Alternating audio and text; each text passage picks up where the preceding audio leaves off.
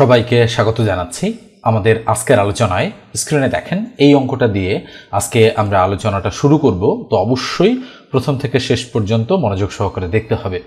তো এই অঙ্কটা দেখেন, এটা cos 120 ডিগ্রির মান কত সেটা এখানে জানতে চেয়েছে। তো আমরা অঙ্কটা তুলি। cos হচ্ছে কত ডিগ্রি? 120 ডিগ্রি। যারা জানেন তাদের কাছে কিন্তু খুবই সহজ এই অঙ্কগুলো, কিন্তু যারা করতে পারেন না এই অঙ্কগুলো তাদের কাছে কিন্তু অনেকটাই কঠিন। কেননা এখানে আপনাদের হচ্ছে বিভিন্ন চতুর্থাংশে যে মানগুলো হয় সেগুলো সম্পর্কে একটা স্বচ্ছ ধারণা রাখতে হয়। যদি আপনি স্বচ্ছ ধারণা না রাখতে পারেন, যেমন এটা 0 ডিগ্রি, এটা হচ্ছে 90 ডিগ্রি, এটা হচ্ছে 90-র পরে 180 ডিগ্রি, এটা হচ্ছে কত ডিগ্রি বলেন তো? 270 ডিগ্রি, এবং এখানে যখন আবার ঘুরে আসবে এটা হবে 360 ডিগ্রি। এখানে সবগুলো মান পজিটিভ, অর্থাৎ হচ্ছে অল পজিটিভ। এখানে কোনটা কোনটা পজিটিভ? এখানে হচ্ছে সাইন থিটা পজিটিভ, এবং আমি যদি ভুল না বলি তাহলে cosec theta positive, COSEC cosec theta positive. আমি অনেকদিন আগে করেছি, তারপরেও যেহেতু হঠাৎ করে অঙ্কটা এসেছে আমি একটু বুঝাই দেই আপনাদের। এরপরে এখানে হচ্ছে ট্যান থিটা পজিটিভ, এবং ট্যানের উল্টো কি? কট থিটা হচ্ছে পজিটিভ। আর এখানে হচ্ছে আপনাদের কস থিটা হচ্ছে পজিটিভ, আর সেক থিটা হচ্ছে পজিটিভ। তো আর বাকিগুলো কিন্তু নেগেটিভ, অর্থাৎ সাইন আর কোসেক বাদে বাকিগুলো কিন্তু এখানে নেগেটিভ। ট্যান আর কট বাদে বাকিগুলো এখানে নেগেটিভ। একইভাবে বাকিগুলোর ক্ষেত্রেও কিন্তু প্রযোজ্য। আর একটা জিনিস একটু মনে রাখেন, সেটা হচ্ছে আপনাদের এখানে একটু মনে রাখতে হবে যে সাইন উল্টে গিয়ে কিন্তু উল্টে গিয়ে আসলে বলা ভুল। সেটা হচ্ছে সাইন কসে রূপান্তরিত হতে পারে। সাইন কিসে রূপান্তরিত হয়? সাইন হচ্ছে কসে রূপান্তরিত হতে পারে, আবার কসও সাইনে রূপান্তরিত হতে পারে। এরপরে ট্যান রূপান্তরিত হয় কটে, এবং কট আবার একইভাবে ট্যানে চলে আসতে পারে। সেক রূপান্তরিত হয় কোসেকে, COSEC, একইভাবে এটাও আবার উল্টে যেতে পারে। এই জিনিসগুলো কিন্তু আপনাদের একটু জানতে হবে। ওকে, আচ্ছা, আরেকটা বিষয় একটু আপনারা খেয়াল করবেন যে আমাদের এখানে কিন্তু হচ্ছে 120 ডিগ্রি এর মান বের করতে বলা হচ্ছে। তো যখন এরকম হবে, যেমন ধরেন এই যে 90 ডিগ্রি, 90 অপেক্ষা কিন্তু হচ্ছে বেশি হচ্ছে 120 ডিগ্রি, ঠিক আছে? তাহলে কি হবে? এটা কসটা আমাদের সাইনে রূপান্তরিত হয়ে যাবে। দেখেন এখানে কস আছে, কসটা কি হবে? সাইনে রূপান্তরিত হয়ে যাবে। এই জায়গাগুলোতে কিন্তু আপনাদের বুঝতে অসুবিধা হয়। তো যাই হোক, আরেকটা ভিডিওতে আমি বিস্তারিত আলোচনা করার চেষ্টা করব। তো এখানে কি হবে? তো যেহেতু এখানে বলা হচ্ছে যে এইটা 120 ডিগ্রি, এই মানটা বলেন তো কোথায় পড়েছে? এই গ্যাপের মধ্যে পড়েছে, তাই নয় কি? 120 মানে কি? 90 অপেক্ষা বড়, 180 অপেক্ষা ছোট, তাই এই গ্যাপে পড়েছে।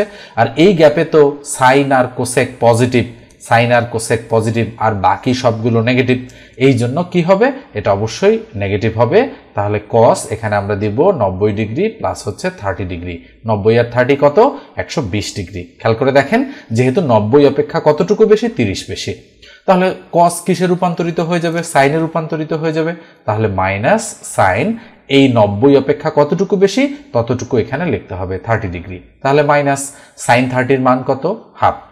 তো মাইনাস হাফ কোথায় রয়েছে? এই যে দেখেন ডি নাম্বার যে অপশনটা রয়েছে সেখানে রয়েছে। তো আমি ক্লাস 9-10-এ এই অঙ্ক সেই করেছিলাম, আর কিন্তু আজকে ফার্স্ট করলাম।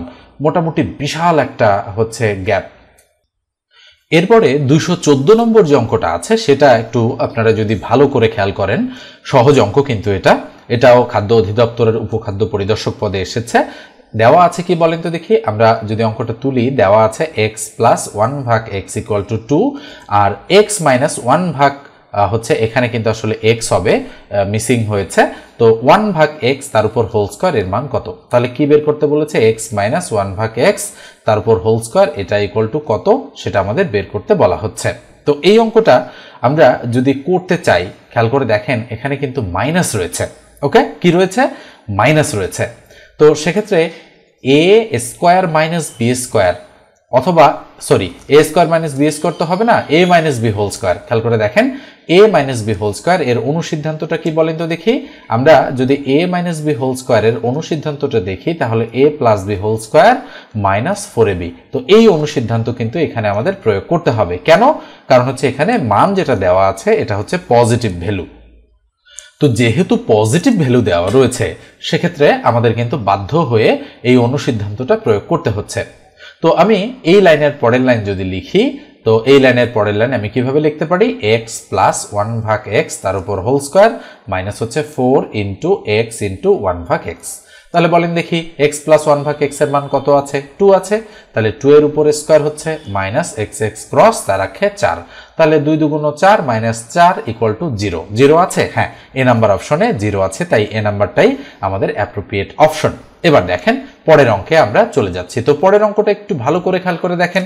এই যে 215 নম্বর অঙ্কটা আছে, a to the power m into a to the power n equal a to the power m plus n। এটা আসলে কখন প্রযোজ্য হবে, কি বলা হচ্ছে, m ধনাত্মক ও n ঋণাত্মক হলে, নাকি m ধনাত্মক হলে, নাকি n ধনাত্মক হলে, নাকি m ও n উভয়ই ধনাত্মক হলে। তো আমার মনে হচ্ছে অবশ্যই ডি নাম্বার যে অপশনটা রয়েছে সেটাই রাইট, কেননা a to the power m into a to the power n এটা তখনই কেবল সম্ভব যখন হচ্ছে m এবং n উভয়ই কি হবে, ধনাত্মক হবে। তার মানে অবশ্যই ডি নাম্বার যে অপশনটা রয়েছে সেটা কিন্তু আমাদের রাইট অপশন। এবার আমরা নেক্সট অঙ্কে চলে যাচ্ছি। এবারে এই অঙ্কটা দেখেন, বলা হচ্ছে সামান্তরিকের কর্ণদ্বয় পরস্পর সমান হলে সামান্তরিকটি কি হবে। আচ্ছা, আমরা যদি আনুমানিক একটা সামান্তরিক অঙ্কন করি, তো ধরেন আমাদের এই হচ্ছে একটা সামান্তরিক। আমরা জানি সামান্তরিকের হচ্ছে মানে এই দিকে আমি একটু বলি যে এই বাহুটা এবং এই বাহুটা পরস্পর সমান হয় এবং এটা আর এটা পরস্পর সমান হয় এবং কোনো একটা কোনো 90 ডিগ্রি হবে না, এটাই হচ্ছে সামান্তরিক। আচ্ছা বলেন তো দেখি এই সামান্তরিকের কর্ণ কোনটা, যেহেতু বলা হচ্ছে কর্ণদ্বয়, তাহলে সামান্তরিকের কর্ণ হচ্ছে এটা একটা এবং এইটা হচ্ছে আর একটা কর্ণ সামান্তরিকের, তাই নয় কি? তার মানে বলেন তো দেখি এই কর্ণটা আর এই কর্ণটা কি পরস্পর সমান? অবশ্যই সমান নয়, কেননা এটা হচ্ছে ছোট কর্ণ আর এটা হচ্ছে বড় কর্ণ, এটা একটু ট্যাব খেয়েছে তাই কিন্তু এরকমটা হয়েছে। কিন্তু যদি কোনো সামান্তরিকের কর্ণদ্বয় অর্থাৎ এইটা এবং এইটা পরস্পর যদি সমান হয়, তাহলে তো সেটা সাথেই আয়তক্ষেত্রে রূপান্তরিত হবে। কেন আয়তক্ষেত্রে রূপান্তরিত হবে? কেননা আমরা জানি একটা আয়তক্ষেত্র হচ্ছে এরকম ভাবে যদি আমি অঙ্কন করার চেষ্টা করি, একটু খেয়াল করে দেখেন আপনারা, এটা ধরে নেন সমান একটা আয়তক্ষেত্র আমি যদি অঙ্কন করি, তাহলে এই আয়তক্ষেত্রটার কি হবে বলেন তো দেখি, অবশ্যই কর্ণ দুটো পরস্পর কি হবে, সমান হবে। অর্থাৎ এখান থেকে এই পর্যন্ত যে দূরত্ব, এখান থেকে এই পর্যন্ত আমাদের সেম দূরত্ব হবে। যদিও অঙ্কন করতে একটু প্রবলেম হচ্ছে, তো আপনারা নিশ্চয়ই বোঝেন যে একটা আয়তক্ষেত্রের কর্ণ দুটো পরস্পর কি হয়, সমান হয়।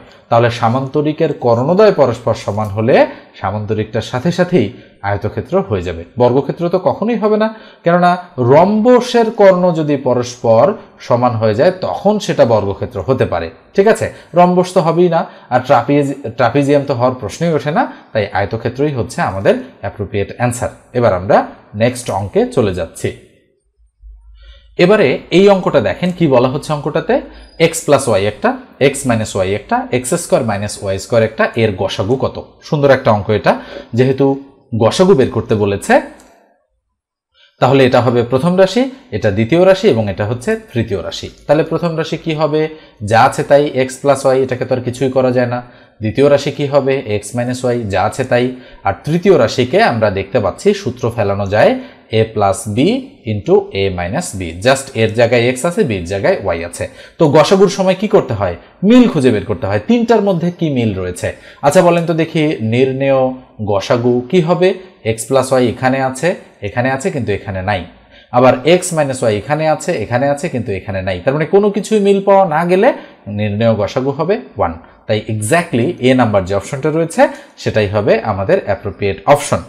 এবার আমরা নেক্সট অঙ্কে চলে যাচ্ছি। তবে এই পর্যায়ে একটু বলি, যারা খাদ্য অধিদপ্তরের সাজেশন নিতে চান, বাংলা, ইংরেজি, সাধারণ জ্ঞান, গণিত, বিজ্ঞান এবং তথ্য প্রযুক্তি সব মিলে কম্বাইন একটা সাজেশন, মোটামুটি বিগত সালের প্রশ্নগুলো অ্যানালাইসিস করে পিএসসির যে রিসেন্ট কোশ্চেনগুলো সেগুলো অ্যানালাইসিস করে সাজেশনটা তৈরি করা হয়েছে। সেই সাজেশনটার মূল্য হচ্ছে 100 টাকা। আপনারা যদি নিতে চান তাহলে অবশ্যই 01642702760 এই নম্বরে হোয়াটসঅ্যাপে টেক্সট দিয়ে আমার সঙ্গে যোগাযোগ করবেন। দেন আমি একটা বিকাশ নম্বর দিব, সেই বিকাশ নম্বরে আপনাদেরকে সেন্ড মানি করে সাজেশনটা নিতে হবে। মনে রাখবেন এটা কিন্তু বিকাশ নম্বর নয়, এটা জাস্ট হোয়াটসঅ্যাপ নম্বর। এই নম্বরে টেক্সট দিয়ে আমাকে বলবেন এবং অবশ্যই হোয়াটসঅ্যাপ অথবা ইমোতে হচ্ছে টেক্সটটা করতে হবে আমাকে। এবার আমরা নেক্সটে যাচ্ছি।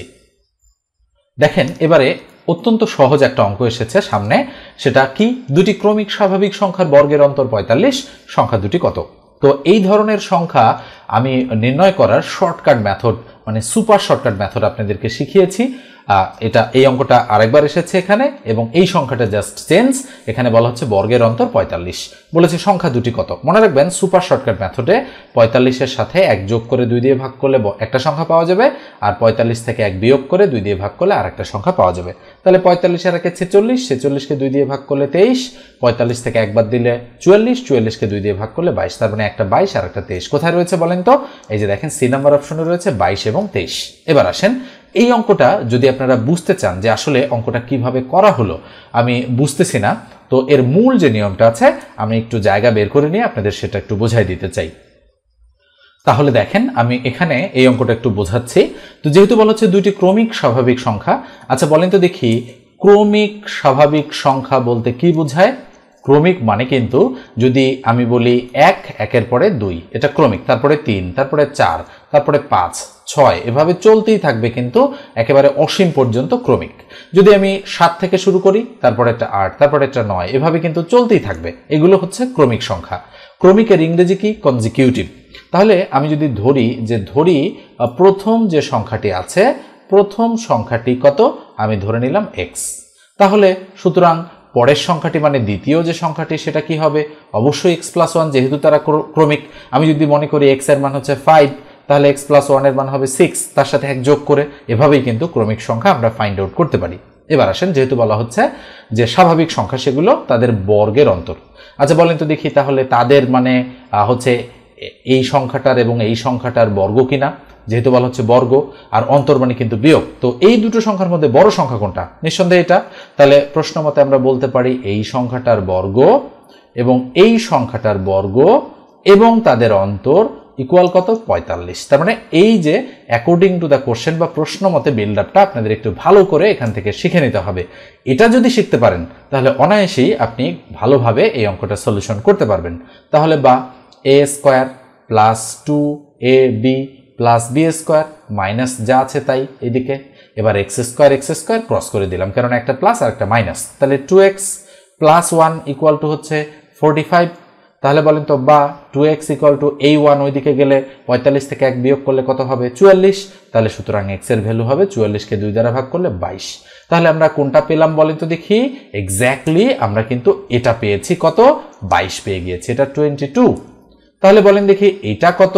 নিঃসন্দেহে বোঝা যাচ্ছে এটা হচ্ছে 23, কেননা 22-এর সাথে 1 যোগ, তার মানে আমরা বলতে পারি একটা সংখ্যা 22 আর একটা সংখ্যা 23, নিচের দিকে যেহেতু জায়গা নেই এই জন্য আমি এখানে এভাবে করে দিলাম। তাহলে এই লাইনের পরে আপনাদের লিখতে হবে নির্ণেয় সংখ্যা দুটি, x ইকুয়াল টু একটা 22 আর হচ্ছে x প্লাস 1 ইকুয়াল টু একটা 23 বা 23। তাহলে একটা 22 একটা 23 কোথায় রয়েছে?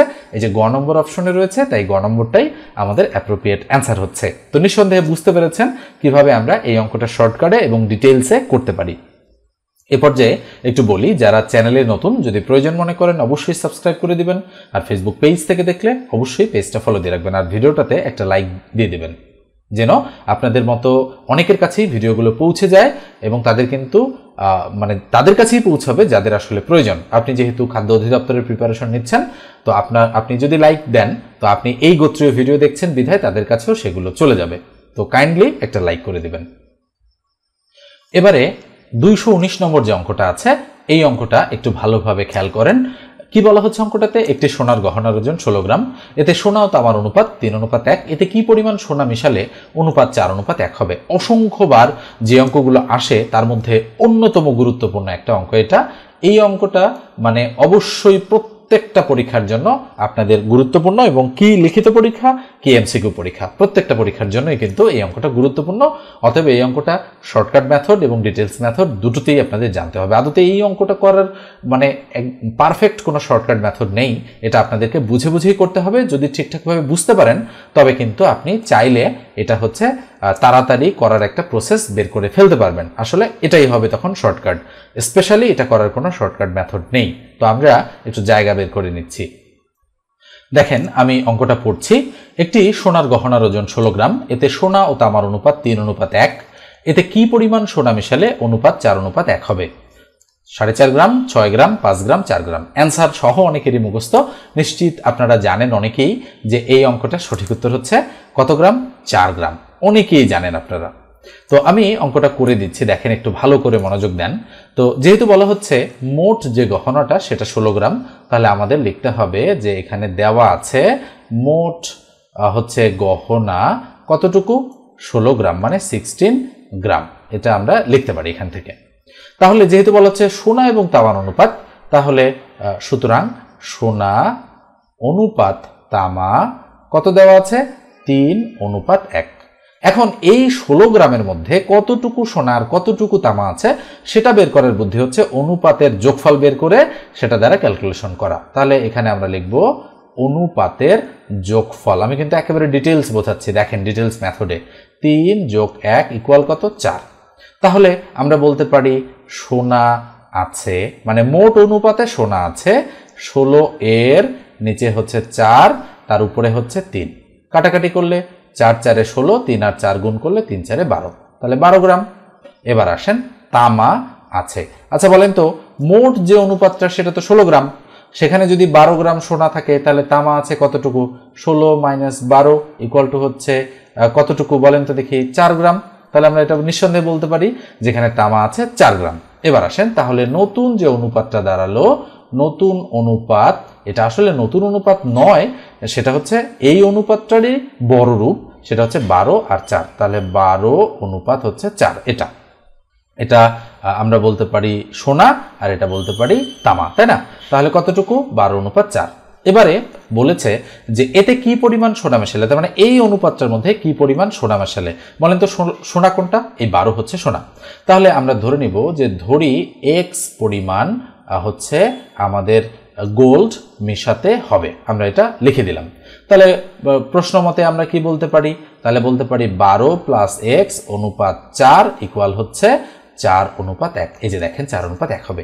এই যে প্রশ্ন মতে বিল্ড আপ করলাম, আপনাদের কিন্তু এই জায়গাটা একটু ভালো করে চিন্তা করতে হবে।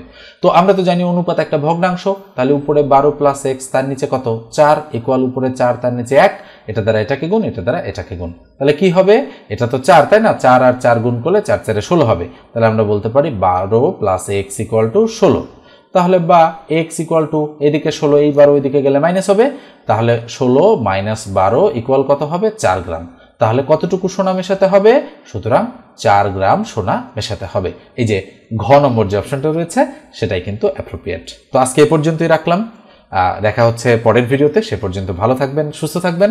ধন্যবাদ সবাইকে। আর যেটা বললাম, খাদ্য অধিদপ্তরের সাজেশন যদি নিতে চান তাহলে অবশ্যই স্ক্রিনে দেওয়া নম্বরে আমার সঙ্গে আপনারা যোগাযোগ করবেন।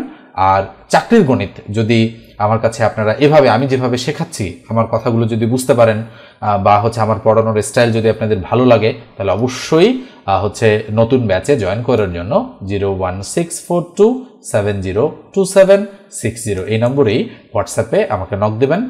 দুটো ব্যাচ রানিং হচ্ছে আমি করছি, সেটা হচ্ছে একটা শর্টকাট মেথড এবং আরেকটা details method plus shortcut method. একটার কোর্স ফি 510 টাকা, আর একটার কোর্স ফি হচ্ছে 1020 টাকা। যারা লিখিত সহ শিখতে চান, শর্টকাট প্লাস লিখিত, তারা 1020 টাকার ব্যাচটাতে ভর্তি হয়ে যাবেন। 4 মাস মেয়াদি, এবং ব্যাচে জয়েন করার পূর্বেই কিন্তু আপনাদের টাকাটা পরিশোধ করতে হবে। ধন্যবাদ সবাইকে।